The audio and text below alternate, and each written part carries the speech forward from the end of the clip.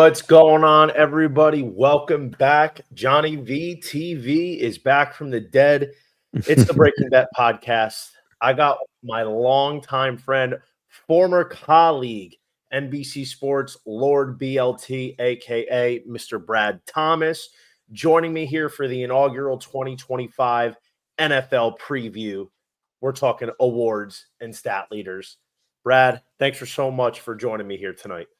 Yeah, dude, thanks for having me. It's crazy. Like it felt like we blinked, right? And we're already back at the NFL season, but I'm excited to kind of get into the action and find some value. Dude, this is great. Honestly, this is one of my favorite times of the year. I can't say it's my favorite. I am a college baseball diehard through and through. And when I do my college baseball preview, like at the end of January, early February, like that's the time I live for. But this is definitely up there. Historically, you've done very well in the NFL futures markets, especially with the awards. Have several to my name. Have some Super Bowl winners, conference winners, which we will get into more next week. But this is an award show. This is a stat leader show. So let's get into the preview of the 2025 NFL awards. And Brad, before we get into the numbers here, talk to me a little bit about what you're expecting for our top performers of the 2025 season. Yeah, I'm expecting the top performers to kind of have some kind of dual threat or some high octane game-changing ability as the NFL kind of progressively gets more to a running NFL. I think you're going to see teams or players separate themselves because they're going to have that game-breaking ability, like a Saquon Barkley in the run game, or a Jamar Chase in the receiving game, or even a Joe Burrow in the passing game. But I think that it's not going to be as cut and dry as it was last year. Last year, and that could just be me, but I felt last year from award standpoint was probably the best year that I had. It just felt so obvious. It felt so obvious that Jaden Daniels was going to be the offensive rookie of the year. It felt so obvious that Saquon Barkley was going to be offensive player of the year. I even from a Super Bowl standpoint, I bet the Eagles right when they got Saquon Barkley to win the Super Bowl, I bet them win total over. I don't think it feels that obvious this year. I think you can take some longer shots and the markets are wide open. Yeah, it's interesting you say that. I mean, at least from a betting perspective on the awards, it's important to really know how the voters are. And if you've been following the NFL long enough, if you've been betting long enough, you've kind of gotten a feel for how the narrative tends to get dictated. I would say when it comes to betting, really be sharp on some of these swing games, especially early in the year. There are those games. There's a handful of games for different awards where that one game can have such a big impact on the award and what it looks like for the rest of the year in terms of what the market is. And we see that a lot, and it's important to try and get a feel for that before the game happens, because sometimes you don't realize it until after it already happened. So that's why taking a look at the schedules, for the first 5 or 6 weeks of the season, like that matters.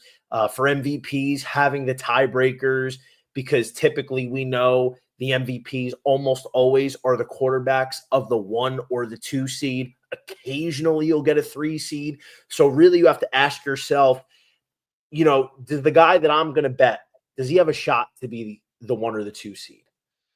If he doesn't, then typically it's not a worthwhile bet. Yep. Or, in a different award, do you think this team's going to beat that team? Because the team that wins, the contender from that team usually has the leg up there. So that's really where you need to be thinking of in terms of betting smarter. And listen, this is betting. Things happen all the time. Shit happens, and that's what it is.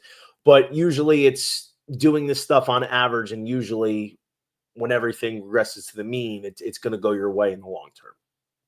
Yeah, I totally agree there.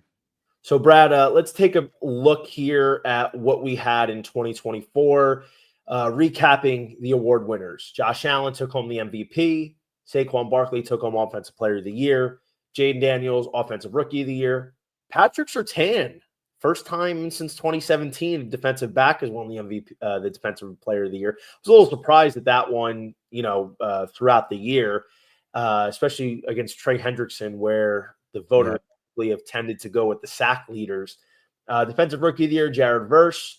Coach of the Year, I was up in arms over this with Kevin O'Connell. I was a big Dan Campbell holder. Okay. Everyone's like, well, the difference in win totals from the year before. I'm like, bro, come on, Dan Campbell and five more wins than the year before, and all these injuries. And and comeback player of the year was Joe Burrow. I was a little salty about that one as well, because I feel like that was more of like a consolation prize because he put up 6 stats. Yeah, so I wasn't really sure about that. I thought Darnold might win that, but I had Darnold. I was freaking pissed. So was I. The comeback player of the year just remains one of the most subjective awards in the NFL. That's why it's really hard to bet that one. And typically preseason betting is not something I usually do. That's something that maybe like you pick up throughout the year. And if somebody who's a long shot comes out of nowhere, but if I'm not mistaken, a quarterback has won that award the last 7 years.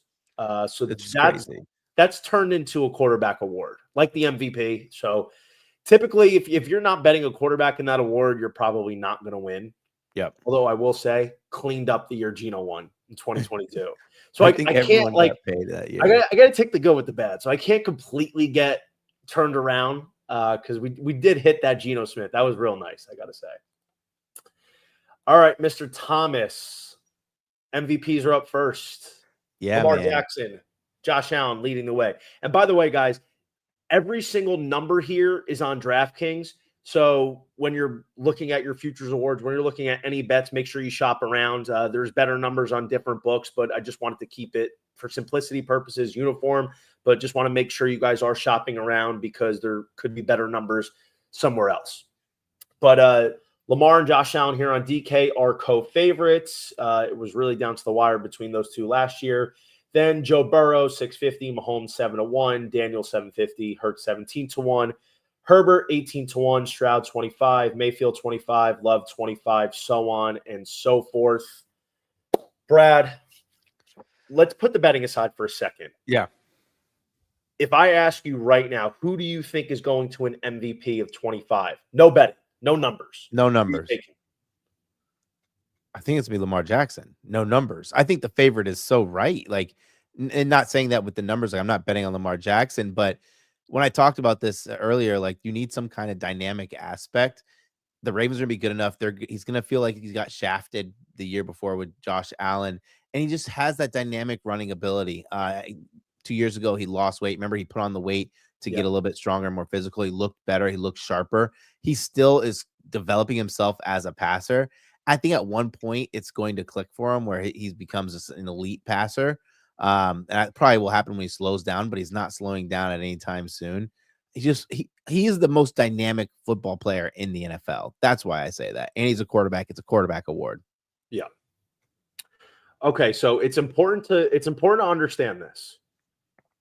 Said it before, but when it comes to picking the MVP, it's 99.9% quarterback. I think the last non-QB to win it was it AP in 2012? Yeah, I think so. Wow. Somebody else. There was someone after that. It was somebody after that, right? I'm bugging. Who was it? I gotta look this up because this is gonna bother me. Let me see. There was somebody. I can't think of it, right? Nope, it was AP. It was AP. Okay, yeah. Yeah, wow. Right. So 2012, Adrian Peterson was the last non-QB to win the award. Okay, so there you go. But also, again, you got to usually be the quarterback of the 1 or 2 seed.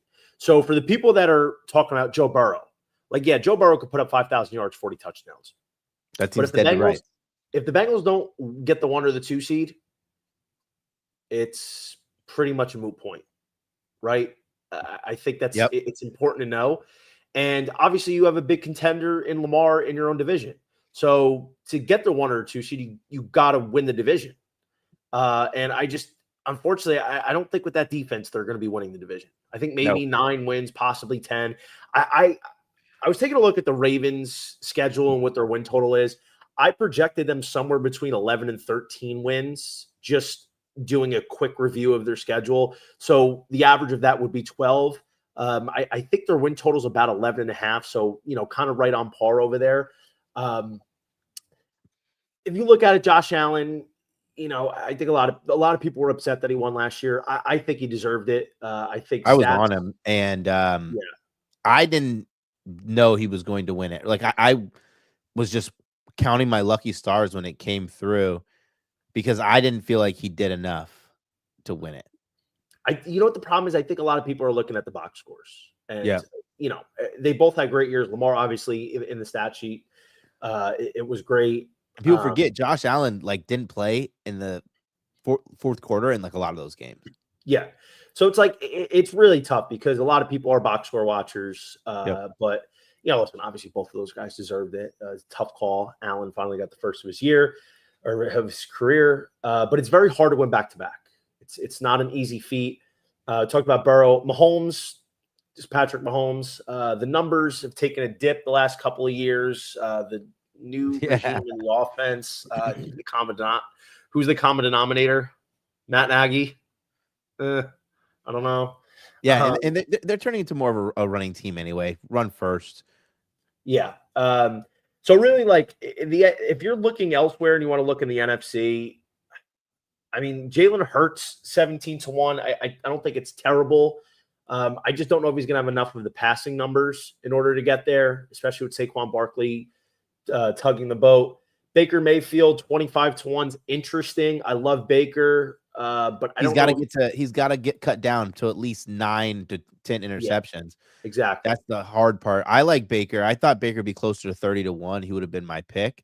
He was 35 at one point, or he still might be in that range on other books. It's just even like when he talks in interviews where he's like, I know that too many times I forced the ball in but that is Baker, right? Like there's a reason why he doesn't slide when he's taking off for a first down because he wants to do everything he can. He would rather die on the field than his team lose a game. And that gunslinger, bravado kind of thing that's why he threw 16 or 17 interceptions last season. So, so I'm pretty vocal about this. I've experienced it a couple times with Atlanta. I mean, it's not always the case. I'm not saying it's going to happen to Tampa, but a lot of times when you have an offensive coordinator who has had such a positive impact and caused such great heights for your offense, and you lose him the following year, a lot of times there's a regression. Now, I'm not going to say it's happening with Tampa this year, but definitely something that's possible. So the numbers could possibly be a little bit worse. And also, if you're Tampa, you got to be looking at probably 12 wins in order to get a 2 seed in the NFC. Like the NFC is a lot more open. There's definitely a lot more open for interpretation. Like obviously, everybody thinks Philly's probably going to be a 1 or 2 seed in most cases. Like does San Francisco kind of get back to what they were? What does Chicago look like under Ben Johnson? Does Arizona make the leap? Or the Rams back to being Super Bowl caliber? Like there's a lot of questions in the NFC. I'll be honest, dude. I think Jordan Love 25-1 is interesting. I think Love on a bounce back after getting hurt last year. Green Bay bringing Golden too. Yeah, it's an appealing team for me. I like Love this year. I don't think 25-1 is a bad taste for him. But honestly, you know who has piqued my interest for a flyer? Who? Bo Nix. 35-20. He's 60-1 on FanDuel, Bo Nix. Now, I'm not saying he's going to win, but I think when you're looking at that price, I think Denver's going to be good again this year. 10 wins, made the playoffs. Wouldn't surprise me to see Denver be a 12, maybe a 13-win team. Nix's numbers were not bad at all last year. I think he could take another jump under Sean Payton's tutelage. I think Nix in that 60-1 range on FanDuel is worth a flyer. Like it wouldn't be a surprise to see Denver beat out the Chiefs in the division. Like they should have won. They should have beat them in the game last year. They got lucky. The field goal. I mean, so that kind of stuff happens. I feel like Knicks, if you're looking for a super long shot down the board, is probably where I'd go. I think Love has some appeal because of the NFC. But honestly, bro, I mean, looking at it, I think Lamar, without betting on it, like I don't know if I love the 550 right off the bat. No, it's gonna be one of the 4. It's gonna be Lamar, Allen, Burrow, or Mahomes. It sucks, right? Like you might get some Jalen Hurts in there, but I think Jalen Hurts at the point of his career now where he doesn't need or doesn't feel like he needs to overexert himself, right? Like tush push, that's where he's going to rack up a lot of stats. But he's like, even when he's scrambling, like he's not scrambling these big 10, 15-yard gainers. It's like 4 and 5, get a second and manageable, third and manageable, as opposed to, kind of really putting it on the line there. By the way, we're talking about, and we've mentioned, keep a lookout for those early season tiebreakers, the early season momentum swingers. Buffalo hosting Baltimore week 1, Sunday night, Orchard Park. 2 co-favorites for MVP right now. That's gonna have a lot of impact. So, listen, if you think the Bills are gonna win, so this is also how you bet it, right? If you think Buffalo wins that game, then don't take Lamar now. Like, say Josh Allen goes 250, 2 scores, solid game. He's gonna take a dip, and the Ravens lose. And even if Lamar has a good game, then Lamar goes from maybe 550 to like 8-1, something along those lines. Then you can bet that. But that's like where you're keeping an eye on the award, and how to bet the market progression. And like, what, it's kind of sad, but you're gonna start to get a sense by like week 4 who really has a shot and who has no chance. You're gonna get a worse price if it's gonna be like like a Bo Nix or a Brock Purdy if they're really starting to catch steam. But you'll eliminate at least like, I don't know, 20 possible 20. You'll narrow it down to 5. We'll do it that way, because I was gonna say 20 players, assuming that we're only taking quarterbacks at this point. But yeah, I don't know. I just feel like I'll probably end up betting Lamar Jackson at 5-1 at a really terrible price, but then I'll know by like week 8 to 10 if I need to add somebody else. By the way, Baltimore is going to Kansas City in week 4, last week of September. So, another one of those to keep your eye on there, Brad. Yep. All right, let's move on here to the Offensive Player of the Year. The reigning winner is once again the favorite, Saquon Barkley, 650. There are a lot of contenders this year. This, in my opinion, is maybe the hardest award to pick, because there's so many great players, and you really can go running back or receiver. And yeah, quarterbacks will win this award from time to time. And there's just so many star power players. Who do you got here for the Offensive Player of the Year, Brad? Yeah, I bet this a while ago, and the numbers actually dropped significantly by like almost an entire $1. It's not super significant, but it's significant from a value standpoint. I took Jamar Chase. I am really high on Jamar Chase. I project him. I project him to hit the 1,700 yards again. 14 touchdowns is my projection, but he has the ceiling to go more. And I continue to watch this Bengals defense, especially if this trade deal doesn't go through. Like, that defense is going to struggle. They're going to need Jamar Chase and Joe Burrow big time. I was a little concerned about the back end of their schedule with a lot of outdoor cold games, but they had similar situations last year where they had a couple colder games. They still performed pretty well. If I had to go further down the board to an Offensive Player of the Year, I'd look for someone. What'd you say? You're going to say my guy. Yeah, I would probably look for Brian Thomas Jr. I actually was hanging out with Liam Cohen a couple months ago, and I didn't mean it to be a flex like that. But I was just thinking about what he did for the Tampa Bay offense. He took Baker Mayfield, and it wasn't necessarily taking Baker Mayfield from the guy who throws a lot of yards, right? It was like 4,000 yards to 4,500 yards in the transition between the two. But what he did was he schemed guys open in the red zone, which helped the quarterback, helped the wide receivers get more. It went from maybe 25 touchdowns to 40 touchdowns, 28 to 41. I was close. Wow. I think that can be Brian Thomas, right? Brian Thomas will be the main beneficiary of Liam Cohen coming in, scheming those guys open. Brian Thomas also has that take the top off ability. If we remember him at LSU, he had the ability to do that. I just don't know if he's going to have the down-to-down volume, though, right? Like, it would have to be a major year 1 to year 2 jump. Like, when we saw like some of the best wide receivers in the NFL, they didn't have that year 1 to year 2 jump. They came in swinging, and I'm talking about like the Justin Jeffersons and the Jamar Chases, the Tyreek Hills. Like, they came in firing from year 1, and not saying Brian Thomas didn't, but he's only had 1,300 yards last season. So not sure. All right. Well, just for bettor's knowledge, there has not been a back-to-back Offensive Player of the Year winner since three-peat champion Marshall Faulk from 99 to 01. So gives you an idea. Barkley running it back-to-back. I mean, obviously, he handled a lot of volume last year. There was 345 carries, and he had work in the pass game. I'm not saying he's not going to have another great year, but it's very difficult. I mean, listen, I understand Jamar Chase is yet to win one, which kind of seems a little crazy. And going off your point, I don't think the Bengals defense is going to be good. I just, this is really a bet on health, in my opinion, as I think you would agree. So Chase at 850 is a solid number. And I got him at 950, which was, I thought was a steal. Yeah, I mean, listen, I tend to agree. It's, and I understand it as bettors. We're trying to find something that's a little bit of a longer shot because these things can open up, and absolutely, things happen all the time.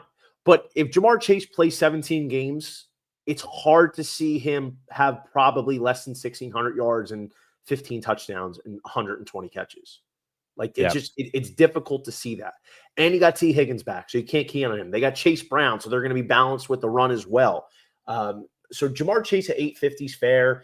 I feel like maybe if he stays healthy and plays 17 games, like could McCaffrey run it back? I still think McCaffrey's got one more great year left in the tank, and that's based on nothing other than my opinion. I feel like he's getting to that age. He got married, he's got a kid. Like there's not really much else for him to do on a football field other than like win a Super Bowl. For his career, he's made his money, and I could be completely wrong. I have nothing to base that off of. So I don't think McCaffrey's a bad bet, but in truth, dude, like Jamar Chase. What do you think about Jahmyr Gibbs? I love Gibbs. Jahmyr Gibbs is one of my favorite players in the NFL. Absolutely no question. Problem is, same kind of theory with the Baker Mayfield in Tampa Bay. Yeah, losing Ben Johnson. Listen, I'm sure they're going to keep a lot of the same motions and the same reads and the same hot routes and all that shit. Like I'm sure they're probably going to do that. But when you don't have your guy there with his finger on the pulse, it's a big difference. And listen, I think Detroit's offense is going to be good. I think Gibbs is going to have a great year. I don't think Gibbs winning to me would be a surprise at all. I just think Gibbs is going to get better and better. But I don't know. I probably would want to see what Detroit's offense looks like for a few weeks before I fire on Gibbs at 13-1. Maybe if Gibbs was a little closer to 18-1, I would consider taking a shot. But I probably would want to see what Detroit looks like for the first couple weeks. I just think Chase it's not guaranteed. But if he plays 17 games, I think the production that we got last year, it would be a surprise to not see something close to that. But we're going down the board here. I talked about this on RotoWire on my fantasy videos, bro. I think Brian Thomas is going to have a monster year. I really do. And 35-1 is crazy. And listen, I don't even think Trevor Lawrence doesn't have to have the jump Baker Mayfield did, like the turnaround in his career. Even if he progresses a little bit, not like a little bit more than a little bit, not like a ton, but a decent amount. And look what Brian Thomas did last year. And he didn't really get hot until the second half. And he still had 87 catches, almost 1,300 yards as a rookie. He had 133 targets. You figure his target number is probably going to pass 150, maybe closer to 160. 35-1 to me, there's not many more dynamic players on this list over Brian Thomas. And he's got Lincoln Cohen. He's going to have that offense there. And bro, 35-1, it makes no sense to me. I could easily see Brian Thomas be 115 to 120 catches, 1,600 yards, 14 touchdowns. I could see that kind of year from BTJ. And listen, maybe we're a year early. That's historically been the case with me and betting players and teams, is being a year early. But I'd rather be a year early than say, hey, you know what? I don't know if he's going to make that big of an increase in year 2. Let me wait till year 3, and then he wins in year 2. Yeah. So, I'm in on Brian Thomas. Even if it's for a half, I have to get something in on Brian Thomas this year. No doubt. 35-1 is unbelievable. I think that number should probably be closer to 20, somewhere between 20 and 25 to 1. Yeah, it feels raunchy, right? It does. To be at that price.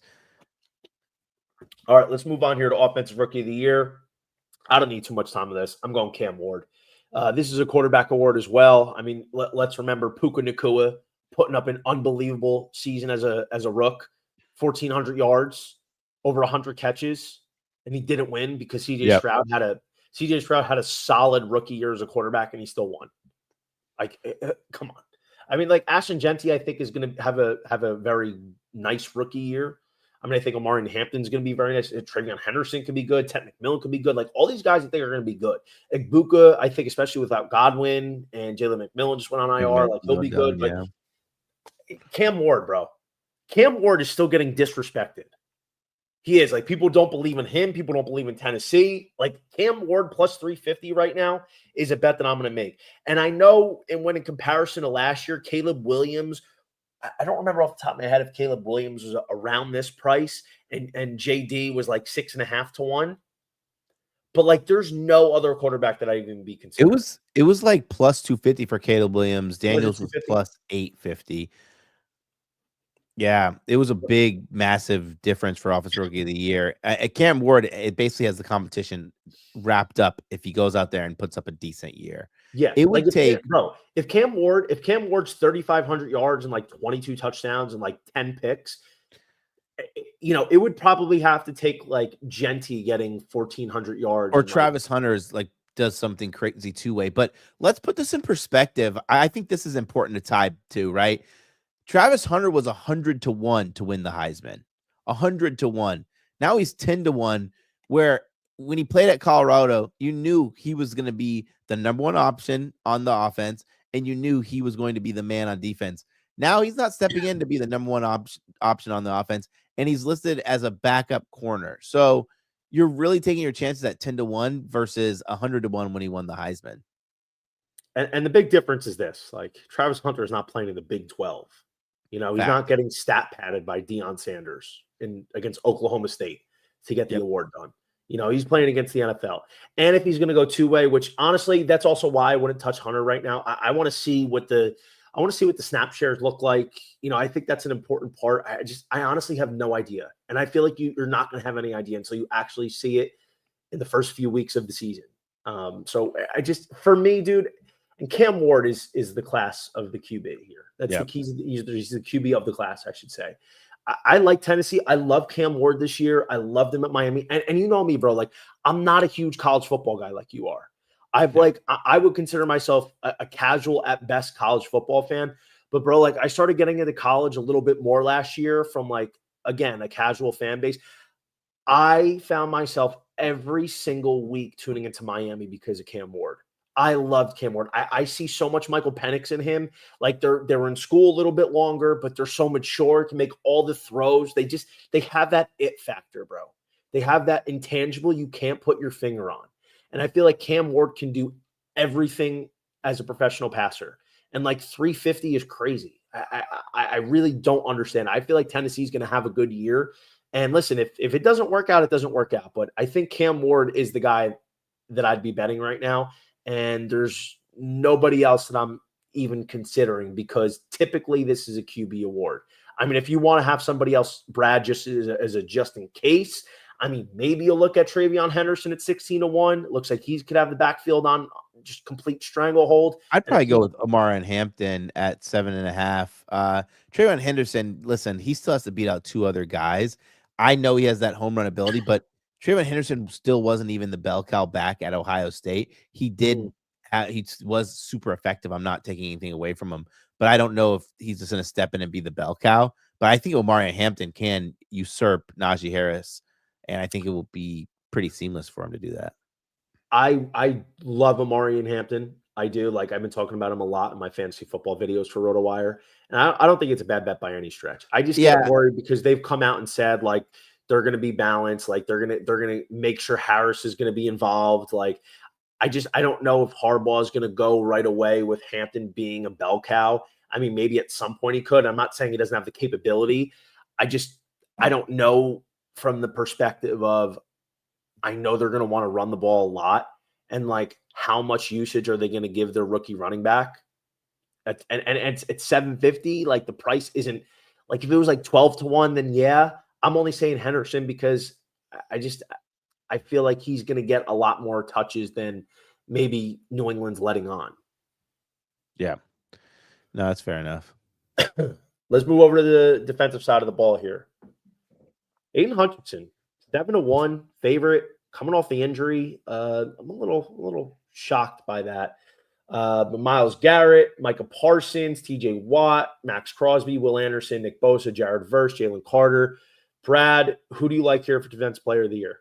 Dude, I was kind of sick and tired of Aiden Hutchinson last year because I had him. He was 35-1 at the start of the season, which was insane.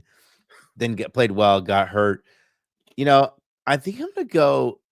I was at first gonna take Max Crosby. I was a big believer, and I am a big believer in this Raiders regime change, but I'm gonna go Jared Verse 15-1. Jared Verse still young, defensive rookie of the year, can still continue to get better. I think a lot of these players on this list, they're going in opposite directions, right? TJ Watt, we need him to stay healthy, getting older. Max Crosby, getting older. Nick Bosa, injury issues. Yeah, give me Jared Verse. I feel like Garrett and Watt are always on this list. Always. I had Garrett last year live when Hutchinson went down. Garrett was plus 350. I think that's his price. Let me look it up. He was plus 350 when Hutch went down, and it was like felt like the easiest hedge ever. Where are my NFL futures from last year? I think it was plus 350. Watch me be totally wrong.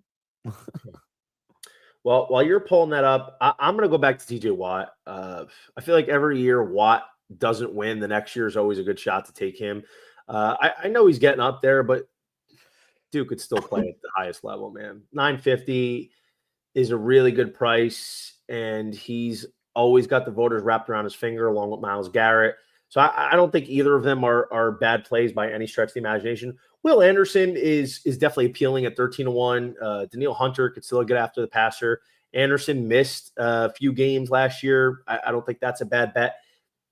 You know who my super long shot is this year? Who? If an anomaly happens where back-to-back D-backs win it, Derek Stingley from the Texans at 60-1. Again, flyer, like that is a quarter unit play, but if lightning strikes twice in back-to-back years, like Surtain's probably not going to win it again. Like Sauce Gardner. Garrett was 2 seasons ago. That's why I couldn't. I was like, I literally was looking for my slip. So who did I have I had a bet. I had a fade of somebody, and I live bet Garrett 2 seasons ago. I was wondering like why I couldn't find that slip in my. I was literally like searching. I like started to pull up my phone. I was like, I know it, bet it. That was 2 seasons ago. If there's a D-back that I think that would win it, I think it's Stingley. Derek Stingley has really been blossoming into a top corner in the NFL.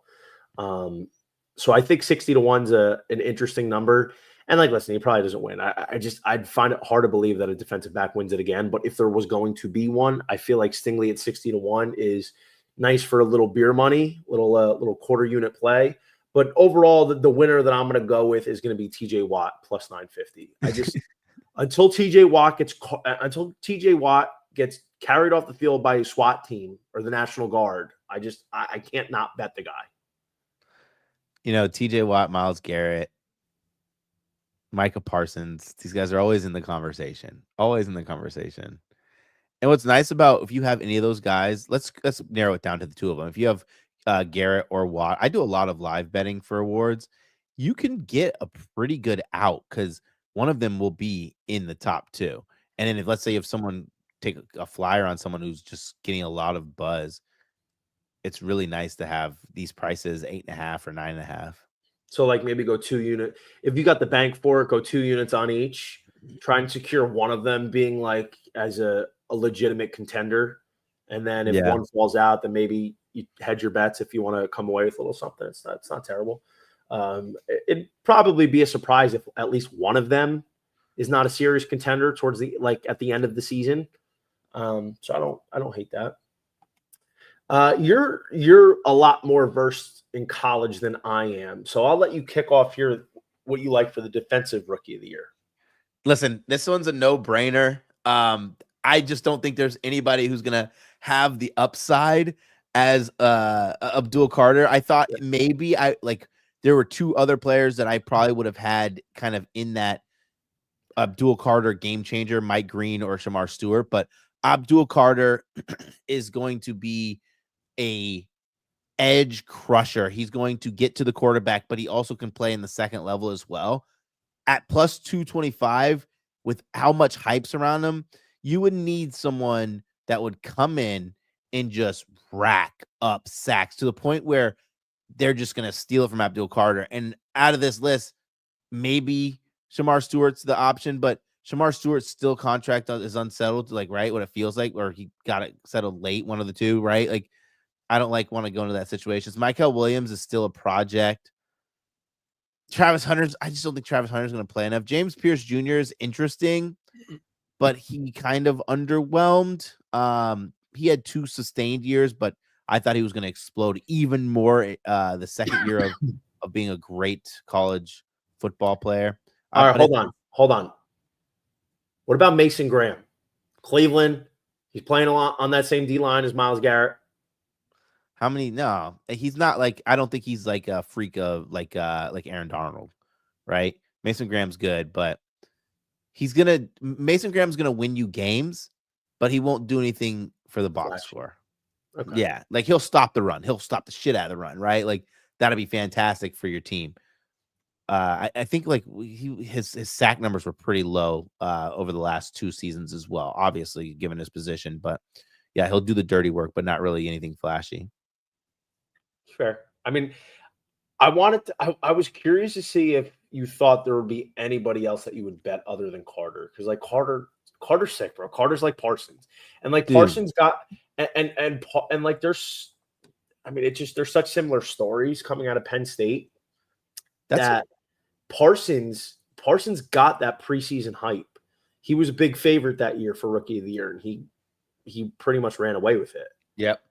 So, similar. And like I even tried to make a case. I tried to make a case for Jihad Campbell, and especially everything that's been coming out of the camp. Like Jihad Campbell is a beast. He can do all this and all that. But if you're not going to get double-digit sacks, what are you going to do, right? But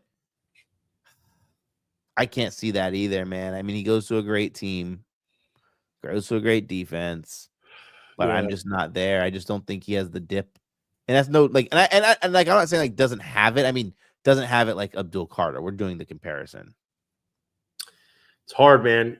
You either got to be in some years you've had like the top corners win, but most of the time it's those edge rushers. Or like in Parsons' year, he can rush the passer, but he's like a sick off-ball player.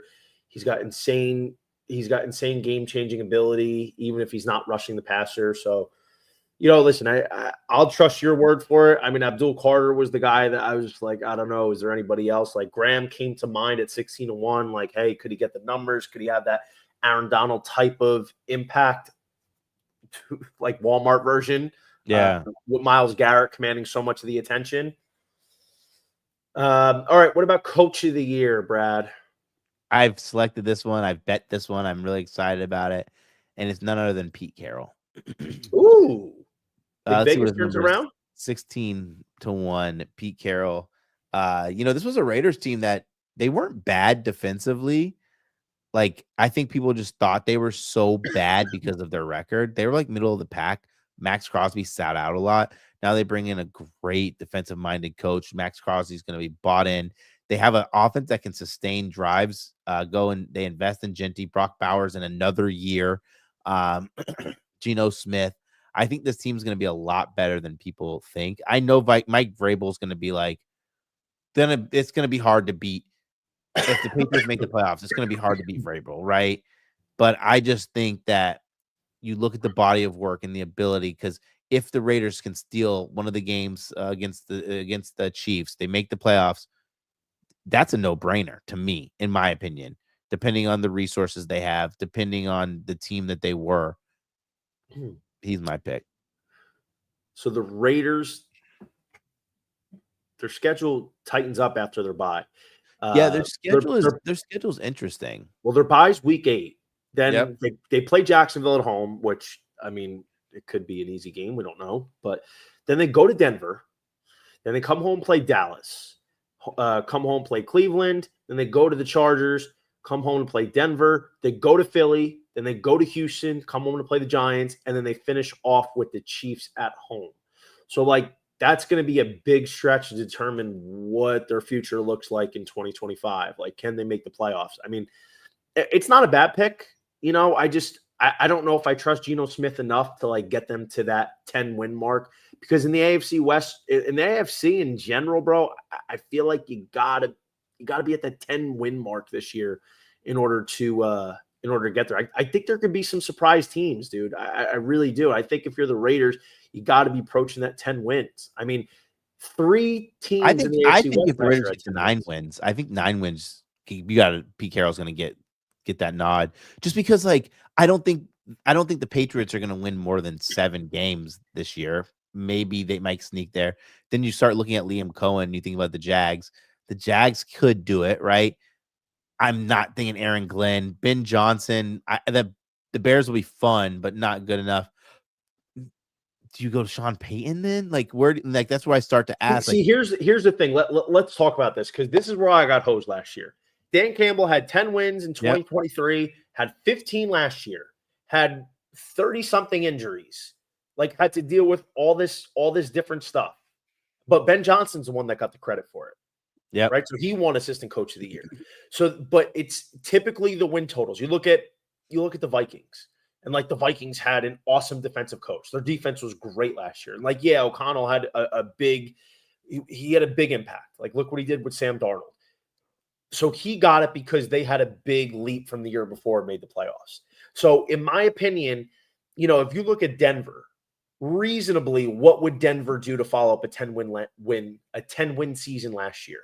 Let's say 13 wins. 10 to 13 is a very nice jump. If you're 13-4 in the AFC, you're Denver, that's awesome. But I feel like he would have to win the division in order to do that, which I don't think it's impossible. I don't. Like if they won 13 games and they won the division, and like that was the most impressive turnaround from last year, absolutely Sean Payton's he's going to be in the running. And I think that's fine. 16-1, 20-1. Okay. Like, I don't think it's a bad bet. I'm going to go a little bit more of an easier path here. I'm going to go Tennessee. I'm going to go Callahan, mid-20s, because it's set up the easiest way. They were 3 wins last year. If Tennessee wins 9 games, 6 more from the year before, and they get into the playoffs with 9 wins, you're going to have a tough time giving it to somebody else. Yeah. My only problem is that team is just so bad. Like, I don't think listen, they're here's the thing, though. Here's the thing. And I understand maybe their roster is not as good as some of these other teams on paper, but Cam Ward, and again, it ties into the Offensive Rookie of the Year argument. I think Cam Ward is going to have such a big impact. He's going to have like a Jaden Daniels type of impact where he brings a team that's just been awful, comes in, does what he does, and brings them. He will fucking carry them. And I think that's what Cam Ward is going to do. And I'm not saying like, you know, they're going to be playing in the AFC Championship game or anything, but I feel like, hey, 3 wins last year, maybe 9 wins this year, a 6-win improvement, makes the playoffs. Brian Callahan would absolutely be shot up to the top of the board for Coach of the Year. And at 25-1, that is a very solid play. And in truth, dude, like Tennessee's offense isn't that bad. I mean, you have Calvin Ridley, you have Chigo Okonkwo, you got Tony Pollard. I don't know what happened to Tajay Spears with the injury. I don't know what his prognosis or diagnosis, whichever one is. They got Tyler Lockett, Van Jefferson. I mean, their line could be okay. Their defense has some playmakers, dude. Like, they still got Jeffrey Simmons. Their secondary's got Amani Hooker. You got Xavier Woods, L'Jarius Sneed. I mean, I don't know, dude. Like Tennessee could definitely be one of those teams that makes a turnaround this year, and it wouldn't shock me. I mean, they got some tough games out of the gate. Like they go to Denver week 1. That's probably gonna be a loss. That's a tough game. Come home and play LA. Home against Indy. At Houston, it's a tough game. At Arizona, Arizona's always tough. At Vegas, like I think they can win that. Home to New England. At Indianapolis. Home to LA. They're home to Houston. Home to Seattle. Home to Jacksonville. At Cleveland. At San Francisco. Home to KC. Home to New Orleans. At Jacksonville. Like I could see 9 wins in that schedule. Yeah. You know, like I think at 25-1, it's worth the bet. But again, like this is also a good market to like bet throughout the year. Because there's going to be a lot of these tiebreaker games that's going to ultimately dictate if one of these teams are going to make the playoffs. Because like when you make the playoffs, that's big. Like it's almost a prerequisite basically to win, along with the win total improvement. Yeah, this is a market that I'm planting my flag there, and then I'm gonna wait and see if someone goes off to an insane start, right? And then kind of stab a price later. Yeah, absolutely. I mean, really, you got to go through the schedules with this award because you got to like map out how many wins can a team have. You have to pick a team that was probably 7 wins or lower. I mean, in some cases, you get 8 or 9, and you have like a 5-win turnaround. You know what's kind of crazy though? Why are we pricing Zach Taylor so high? Right? It's not like that team was good before. I know they have a lot of weapons, but what if that team just goes berserk? You know, is it going to be like that Sean McDermott, Andy Reid type of argument? Like, you got one of the top quarterbacks in the NFL. Got the best receiver, a good running back. Exactly. Like that's probably like there's some coaches that will never win. Yeah. They will never win. And I don't know. Zach Taylor, one of those guys that does win. All right, let's get to the worst award, Comeback Player of the Year. Oh, God, I fucking hate this award. I don't really have a strong feeling about this one. You know, just off the unpredictability, again, it's a quarterback award. So really ask yourself, which of the quarterbacks do you prefer? Like Dak Prescott, I'm not betting him at sub 3-1. I mean, you don't even have to have success in the playoffs or to make the playoffs necessarily. I think his numbers are going to be really good, though. I think Dallas is going to pass a ton. I don't think the running game is going to be that strong. I think Prescott is going to drop back 600 times, sling the rock this year. So fair point. Lawrence, I don't know, sub 5-1. I'm not buying that yet. No. McCarthy, so again, like I don't know. How do you judge a kid that's never played as a comeback? As a comeback, right? It's weird. Like I don't know, but like honestly, I would take a swing on it because they pretend like they define the rules and the outline of this award, but they don't. Like 10-1 McCarthy, if he steps in and does what Darnold did, like maybe. I mean, just based off like the idiot rhetoric surrounding this award, maybe McCarthy. Like I wouldn't bet Daniel Jones because I feel like at some point Anthony Richardson is going to get some starts. Yeah, it's like, well, why is Tua played 11 games last year? It's like, what are you coming back from? You played more than half the season. Like Burrow the year before played, I think 12 or 13 games. Yeah, this award is stupid. They need to get rid of it or really come up with a definitive. I mean, I guess just for the 10-1 price, maybe JJ McCarthy, but this is absolutely an award you bet during the season. Yeah, because you have guys that come out of absolutely nowhere. Like in week 7, this guy could have been like player X could have been like 100-1. So, you know, I'm not like super sold on this award. All right, let's move on to stat leaders. Brad, passing yards, Joe Burrow leading the way. Are you going with Joe Burrow or are you going with somebody else? Yeah, I'm going to go with man, this was a tough one. I'm going to go actually with let me pull this up. I'm going with Baker Mayfield at 12-1. Okay. They're saying Grizzlies an offensive genius, and they've already been pretty transparent that they're going to focus their offense on Mike Evans and Bucky Irving. And when they say something like that, it makes me think that Bucky's going to be involved as crap in the passing game. So then now you have the best of both worlds. You have Mike Evans, you have Bucky, and you have Emeka Buka come in there. I think Baker Mayfield can will have the freedom to go out there and sling it and gets the benefit of playing in Tampa, as opposed to Joe Burrow, who still will have that later cold schedule, like I talked about. Yeah, listen, I like Mayfield. I definitely thought about him, could see him lead the league in yards. And these are good notes here for everybody. So using the pass as a point of reference, kind of have an idea of what you're looking out for and what you Yeah. need. Since 2010, there's been only 2 leaders that have had under 4,700 yards, 2023 and 2017. So typically you need to have a guy on an average year to have at least 4,700 yards. Baker Mayfield was a little under 4,600. So, that's definitely possible.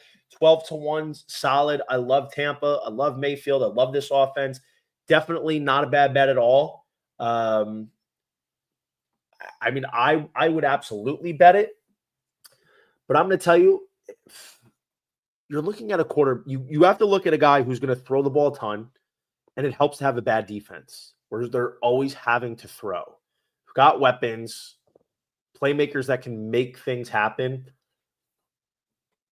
Dak Prescott, 850, 9-1, to me is interesting.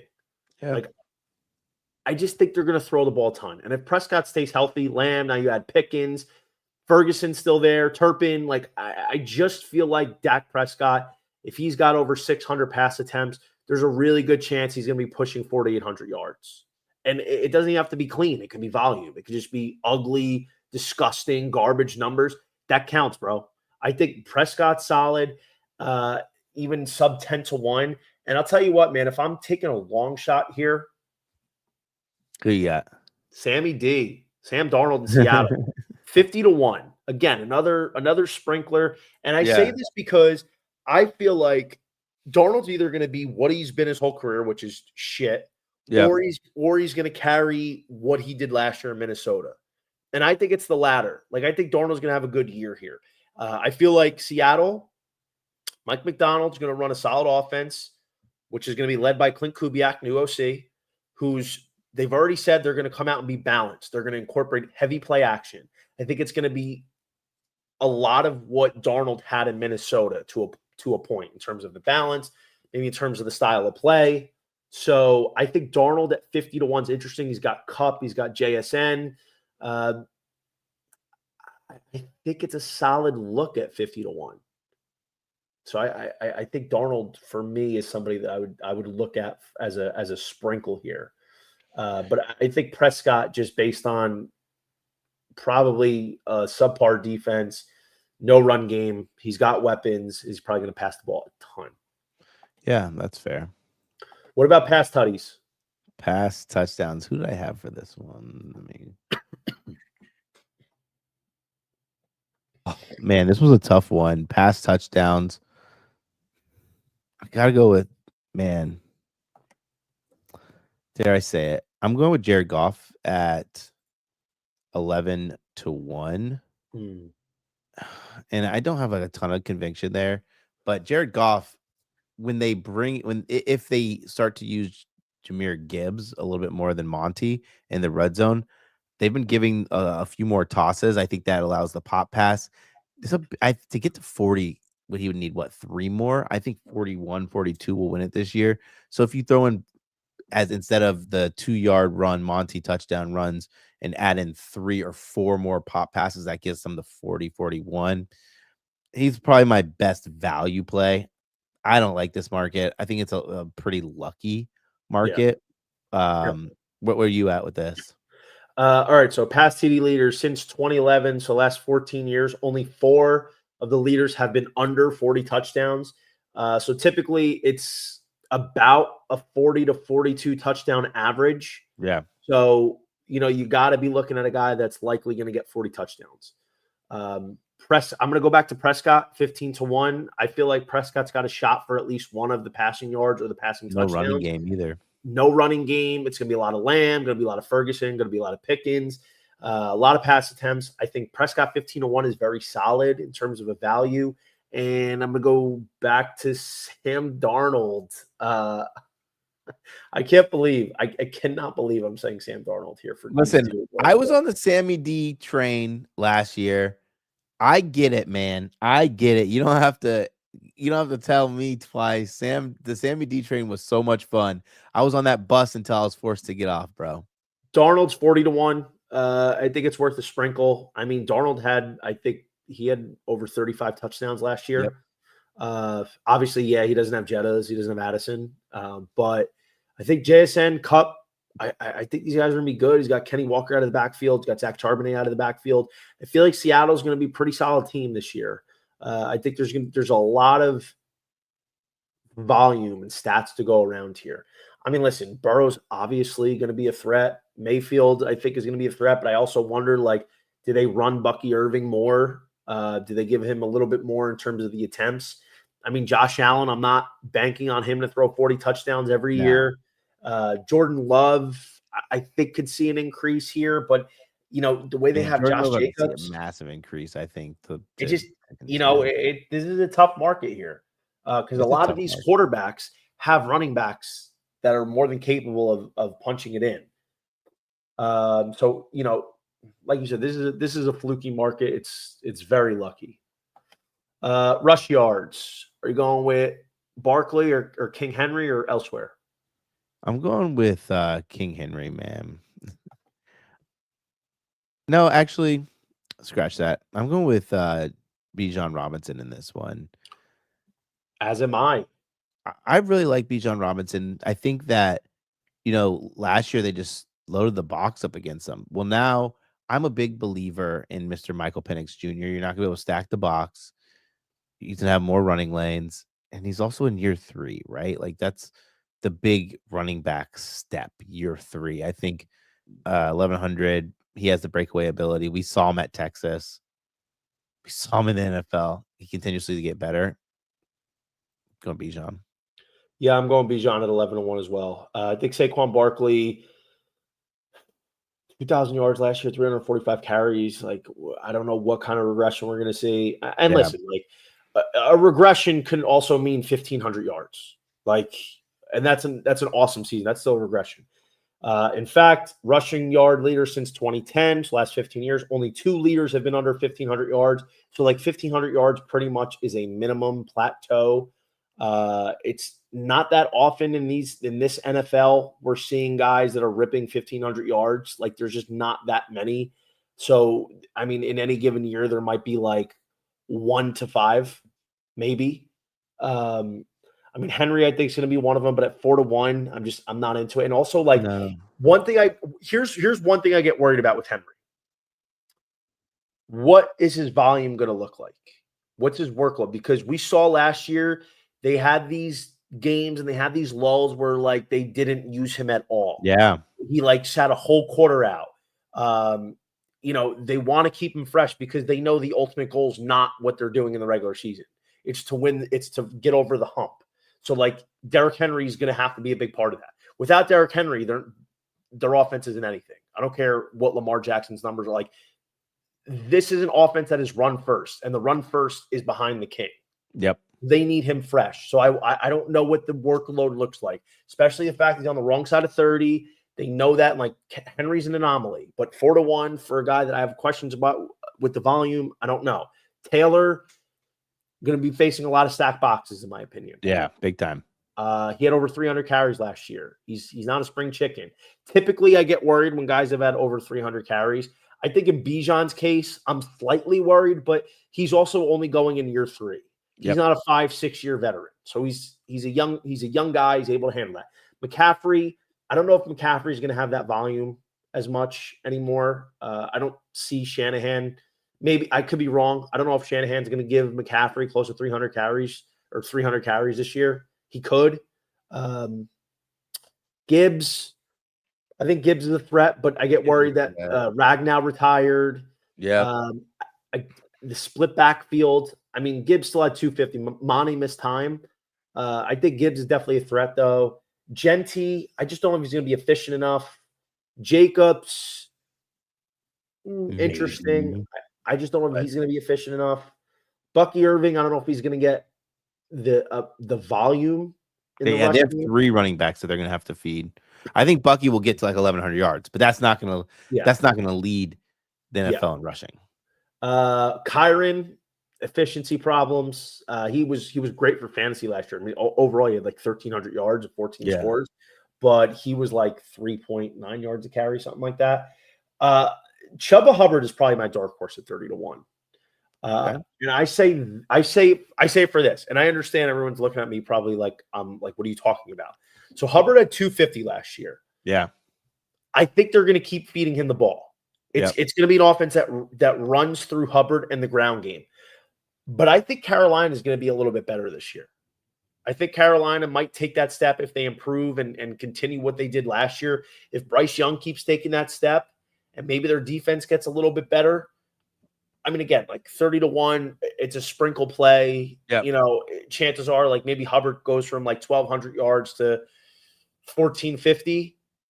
Do I think Hubbard gets 1,700? No, but maybe it's a down year and 1,550 wins it. You know, so I think 30-1 is interesting. Nobody else really otherwise tickles my fancy. Okay. Rush TDs. Side note, since 2016, only one leader has been under 16 touchdowns. So the leaders typically are 16 to 18. Again, we're talking about average years in recent NFL. You got to have a guy that's most likely getting at least 16 touchdowns. Who are you going with here?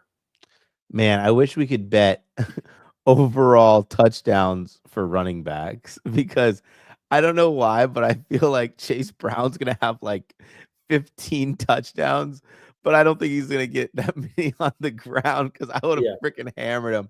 Yeah. Oh, man, that would have been absolutely beautiful.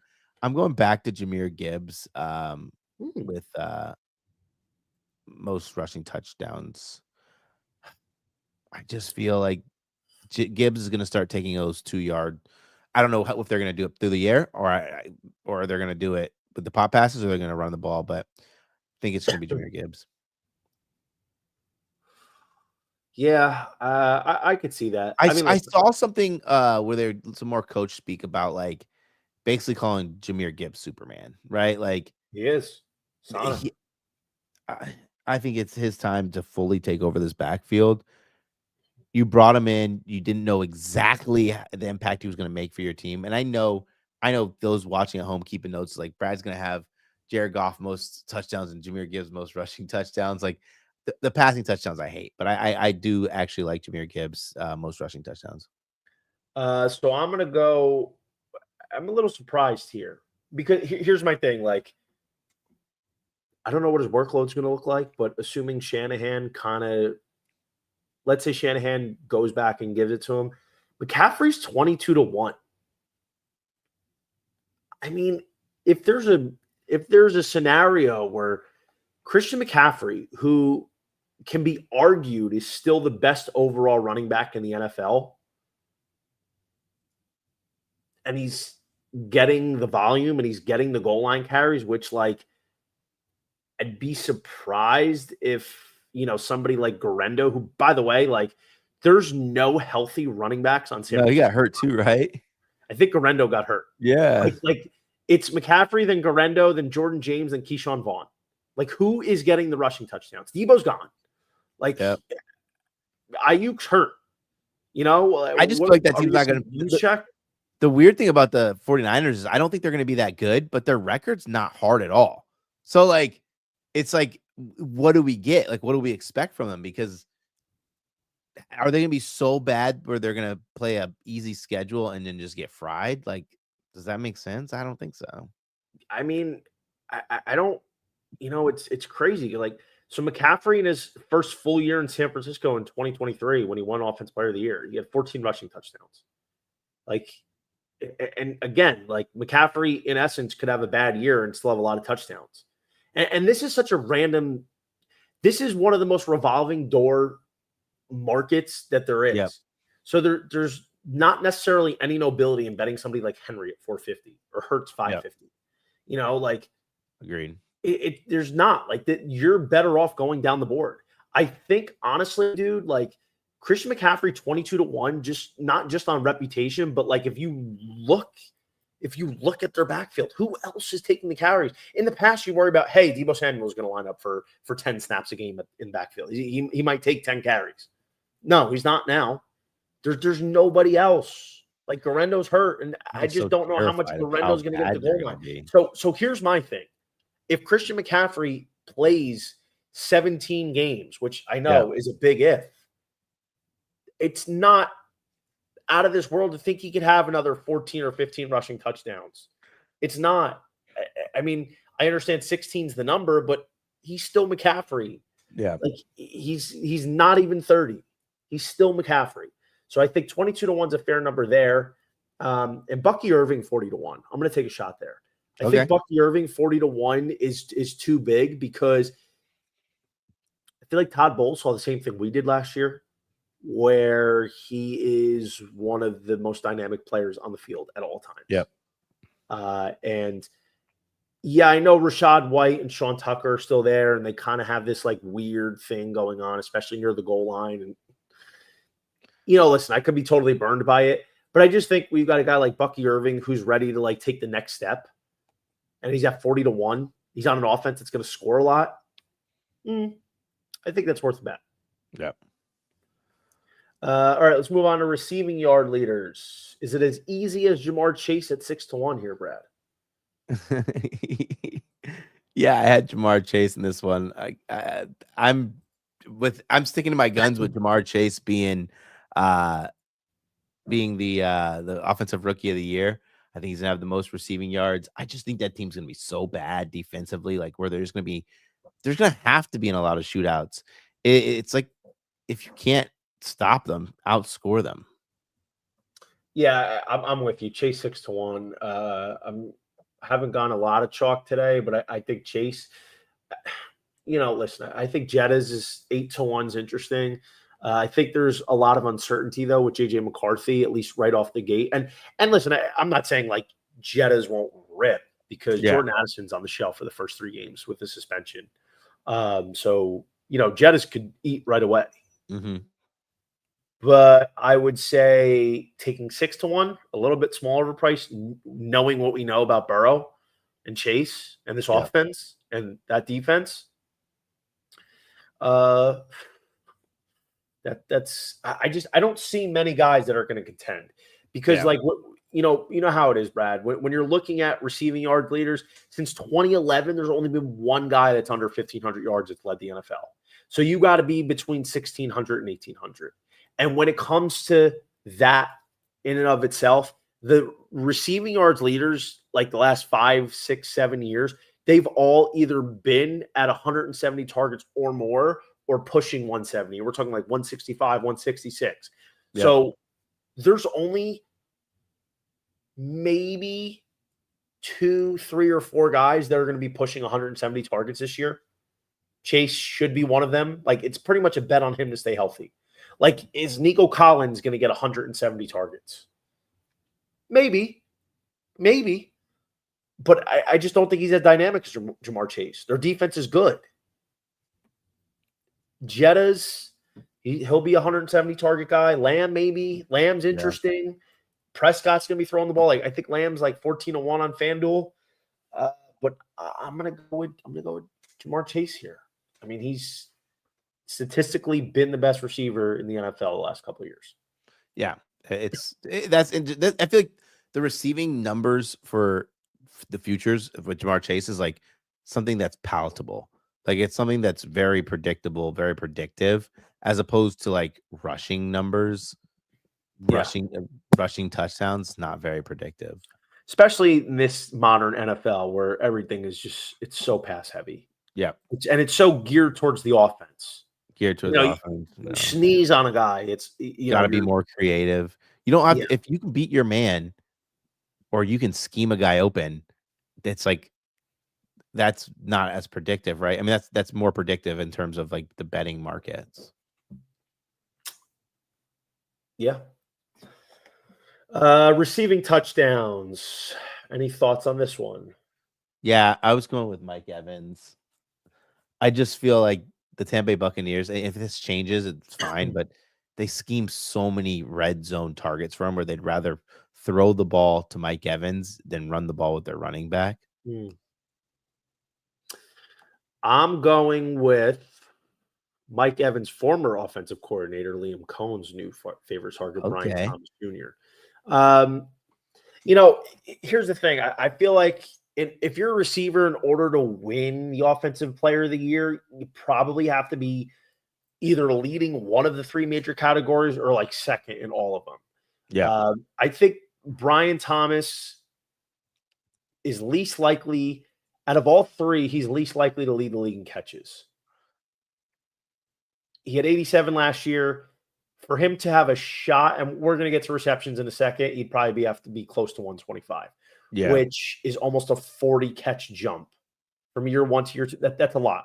That's probably not as realistic. Yards, almost 1,300. Let's say Lawrence improves. I think receiving yards is doable, but when you're going against Jamar Chase, who's likely going to be putting up 1,700, I don't know if I'd expect Thomas to go from like 1,282 to 17. That's 17. Like, that's a big jump. Maybe 1,282 to 15. That'd be nuts. But touchdowns, again, we're talking about something that's very high variance, something that can change a lot. Receiving touchdown leaders since 2010, only 4 leaders have had under 14. So you're looking at 14 to 17 touchdowns receiving to lead the NFL. So ask yourself, who do you think is a guy that's going to get 14? Brian Thomas is definitely a guy that can get there. He was not. Was he? I don't think he was too far off from that number last year. He might have been. He might have been at 8, actually. Never mind. I have him right here. How many touchdowns did he have? He had 10. He had 10 touchdowns last year. Yep. So if Lawrence gets the Liam Cohen magic, Thomas is targeted more.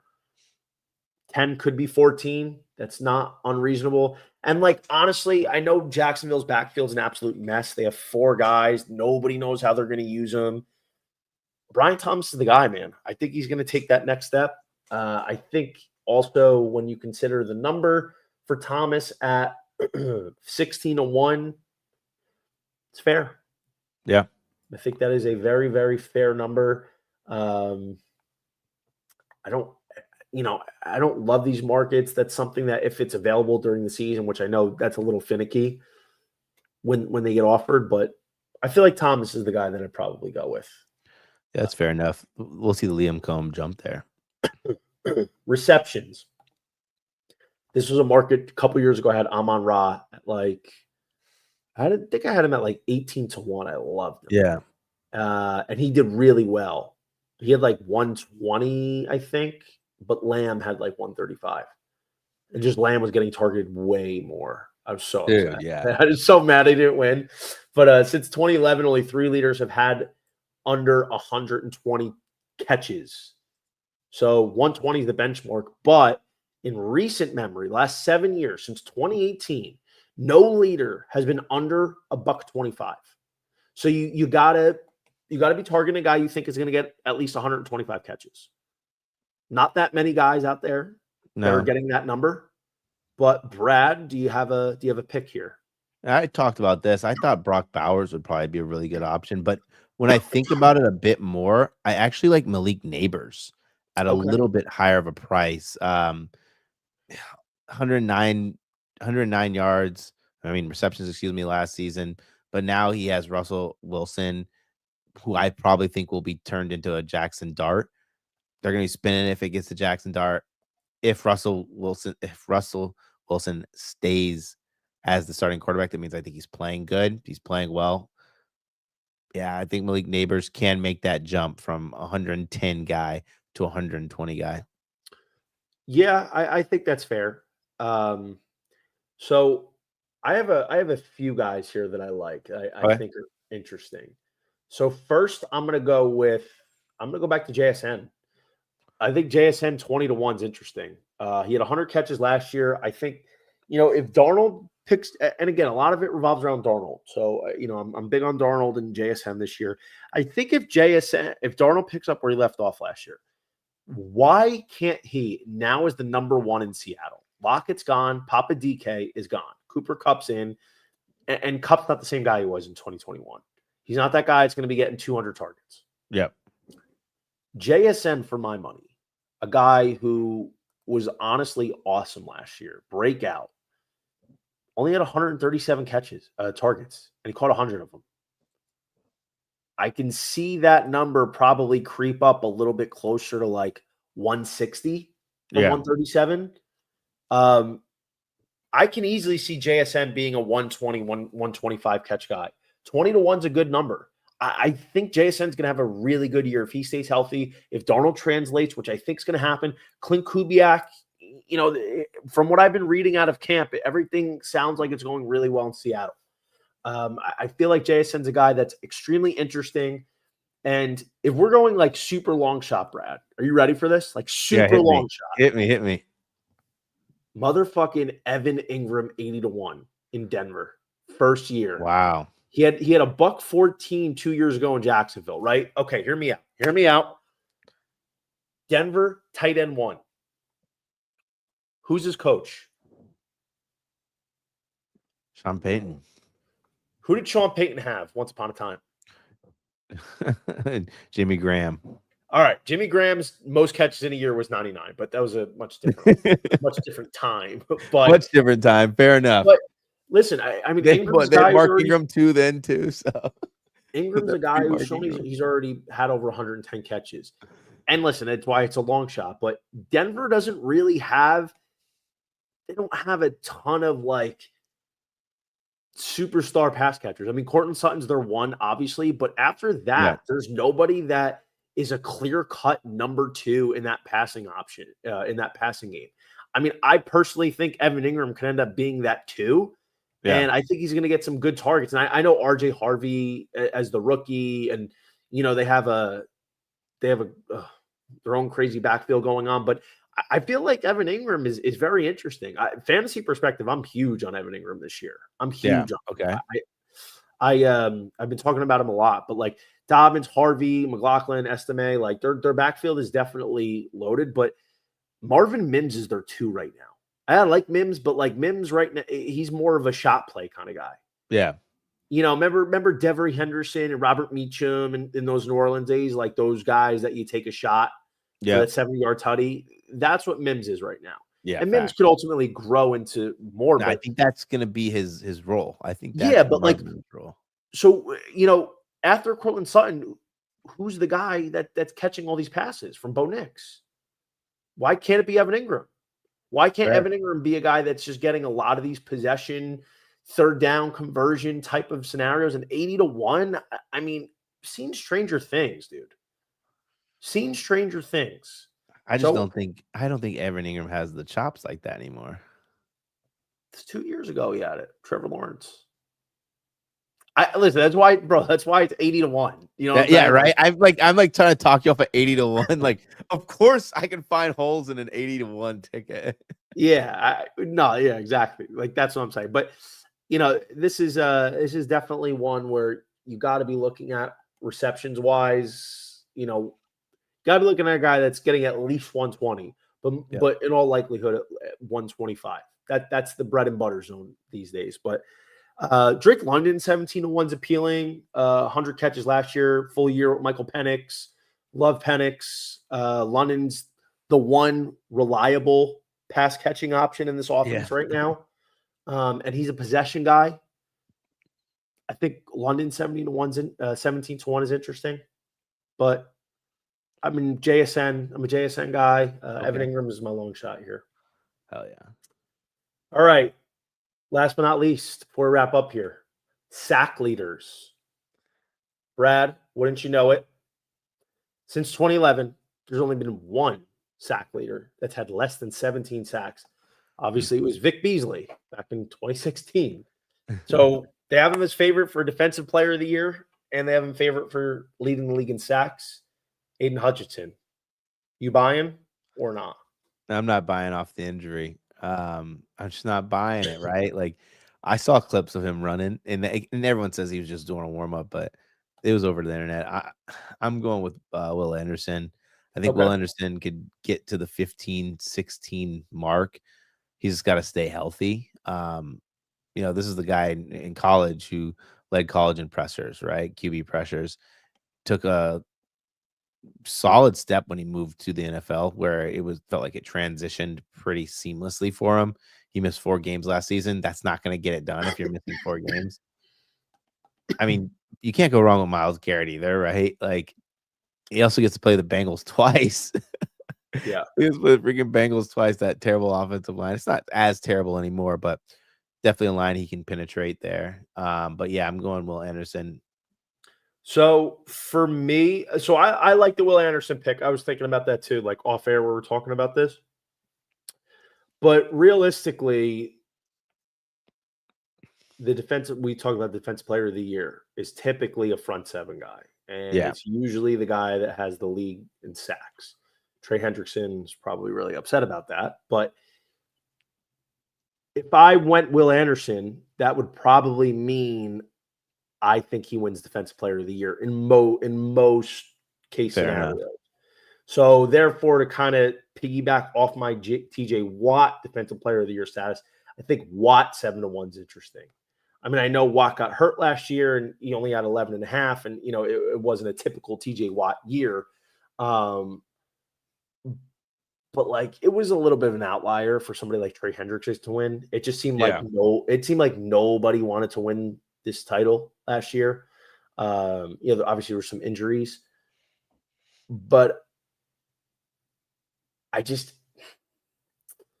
some of these outlier guys like Jonathan Greenard or a Nick Bonito, they could have really good years. They could have double-digit sacks again, but for me to see them as 17 sack guys, I don't know. Hutchinson coming off the injury, Parsons just as a guy, it's typically not a full-time pass rusher. Yep. Myles Garrett always live, TJ Watt live, Nick Bosa. We haven't really seen that like defensive player of the year season from Nick Bosa in a few years. Like I actually also had him in 2022 to win, so that was pretty nice. But like it's been a minute for Nick Bosa. Yep. So like I need to see him really kind of get back to it before I'm betting him, especially at that number. Danielle Hunter was interesting, but he had a renaissance type of year and it was only 12. So really like you're looking at it, I just don't know if any of these other guys are bets I would make. I mean, Jared Verse is probably the only other guy that I think. Yeah, Jared Verse is really interesting. 17-1. I think Jared Verse 17-1 is interesting. He had the rookie of the year last year. He had an awesome season. Maybe he makes that jump, but other than that, that's probably the biggest long shot I would go off the bat. So like TJ Watt, Will Anderson, Jared Verse, in my opinion, are probably the only 3 bets I would make along with Myles Garrett.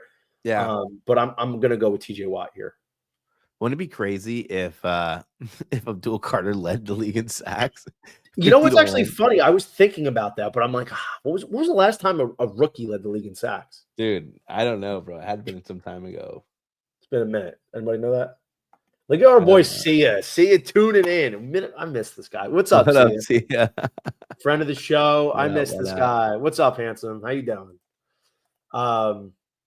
Yeah, dude. It's a really limited field overall. How about Danielle Hunter 80-1? I wish, man. I wish. I feel like he's at that age. It'd be hard to see 80-1 to lead in sacks. Hunter, yeah. What's he saying? Wow. Miss you too, buddy. Miss you too. I miss you, bro. Just to recap some of my bets that I'm looking at making here. Nick 60-1 MVP FanDuel. Brian Thomas Jr. Offensive Player of the Year 35-1. Jamar Chase 850. Cam Ward O'Roy 350. TJ Watt 950. Depoy Stingley Sprinkle 60-1. Abdul Carter 250 or whatever 225. Brian Callahan Coach of the Year 22-1. JJ McCarthy Sprinkle. It's not like a super strong feel at 10-1. Prescott to lead the league in pass yards. Sprinkle on Sam Darnold. Prescott touchdowns. I also think that was Darnold at 40-1. So on and so forth. Honestly, I lost the ticker. But Brad, what do you got? Yeah, Bijan most rushing yards, 11, which is most receiving yards is Jamar Chase for me at 6. Offensive player of the year, Jamar Chase it's at right now currently at 8.5 to 1. Will Anderson lead in sacks, 11. I do like a sprinkle on Jared Verse at 17. Coach of the year, Pete Carroll, 16. And then defensive rookie of the year, Abdul Carter. And then my depoy, Jared Verse, sprinkle, 15 to 1. So, mind you, obviously, to be shopping around, get the best of the number. This, for simplicity purposes, is pretty much done on just DraftKings. I noticed some stuff on FanDuel I wanted to point out here. I will be doing my RotoWire write-up of all this stuff during the rest of the week. So it should be up, if not late this week, early next week, on rotowire.com on my column. But Brad and I will be back next week. We're going to be talking divisions. We're going to be talking conferences. We're going to be talking Super Bowl. Brad, you are the man. I really appreciate you taking the time to join us tonight. Tell everybody where they can find you. Yeah, you can find me on X at Mr. Brad Thomas. If you guys are on the TikTok machine, it's at Brad's Best. Instagram, Brad, OHHBRAD. Thank you, everybody, so much for tuning in. We really appreciate it. We will see you next week when we're getting ready to deliver you more winners, more money, more units. This has been Breaking Bet.